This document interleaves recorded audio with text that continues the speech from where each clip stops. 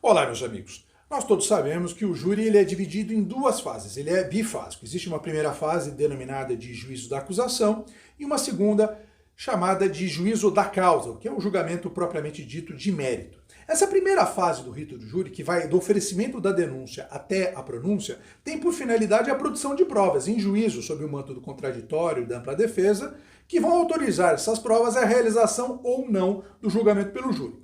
E essa primeira fase ela vai se encerrar admitindo 4 possíveis caminhos. Primeiro, pronúncia, ou seja, há prova suficiente de autoria, de materialidade delitiva, o juiz declara admissível aquela acusação e remete ao processo para ser julgado pelo mérito, pelos jurados. Esse é o primeiro caminho, pronúncia. O segundo caminho é impronúncia, quando essas provas não existem, então o processo fica arquivado. O terceiro caminho é a desclassificação. Está comprovado que o réu praticou um crime, mas não é um crime doloso contra a vida, é outro crime, como, por exemplo, uma lesão corporal. E, por fim, a quarta hipótese possível para encerrar a primeira fase do rito do júri é a chamada absolução sumária, que nada mais é que uma espécie de julgamento antecipado da lide no processo penal, em que o juiz se antecipa e ele próprio julga o mérito da causa sem remeter o processo para os jurados, em hipóteses excepcionais expressamente previstas em lei. Primeira hipótese, está comprovada a não existência material do fato. Então o réu ele é acusado da prática de um homicídio consumado e de ocultação do cadáver. O corpo da vítima nunca é encontrado. Passado algum tempo, o réu já está sendo processado, a vítima surge viva, sã.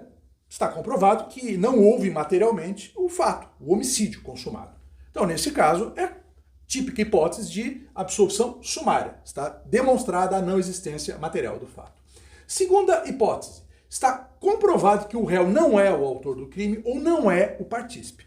Ou seja, nessa segunda hipótese existe o fato, materialmente falando, mas está comprovado que o réu não é o autor nem o partícipe daquele fato criminoso.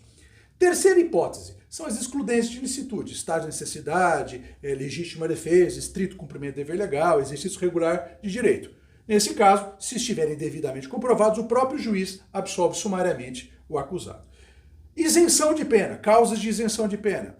São, por exemplo, a coação moral irresistível, a obediência hierárquica e, em algumas hipóteses específicas, a inimputabilidade do agente.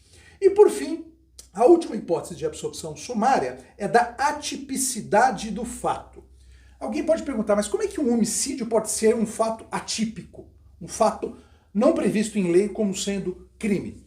Eu vejo duas possíveis hipóteses.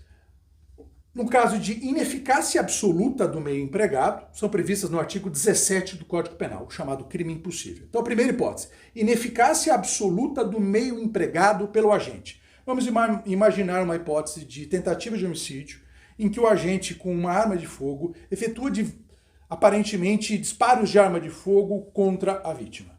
Essa arma do agente é apreendida e se verifica que, na verdade, não havia nenhum cartucho lá dentro. Então ele puxou, ele premiu o gatilho sem ter nenhuma bala lá dentro. Era impossível a consumação do crime de homicídio. A ineficácia do meio empregado pelo agente, que era a arma de fogo, era absoluta. Nesse caso, é hipótese de se reconhecer o crime impossível e de absolver-se sumariamente o acusado por ineficácia absoluta do meio empregado.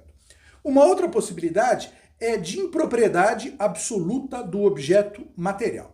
Então vamos imaginar um outro exemplo. A vítima está dormindo na cama, o agente se aproxima com uma faca, enquanto a vítima está dormindo, ele desfere diversas facadas contra o ofendido. O caso até de um homicídio consumado com recurso que dificultou a defesa da vítima, na verdade impossibilitou a defesa da vítima, que foi pega de surpresa dormindo.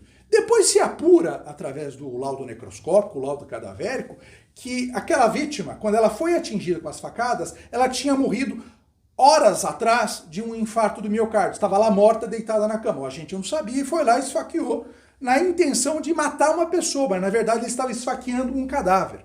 Numa situação como essa, por impropriedade absoluta do objeto material, que no caso era o cadáver, o juiz tem que reconhecer o crime impossível, absolvendo sumariamente o acusado. Essas são, em resumo, as hipóteses em que o juiz está autorizado a absolver sumariamente o acusado, não remetendo o processo ao julgamento pelo júri. Em nenhum momento há qualquer ofensa à competência constitucional do júri, mas pura e simplesmente uma melhor organização da pauta, evitando-se, a pauta do júri, evitando-se que todo e qualquer processo em que não há prova ou que há prova cabal da inocência do acusado seja levado ao julgamento pelo júri.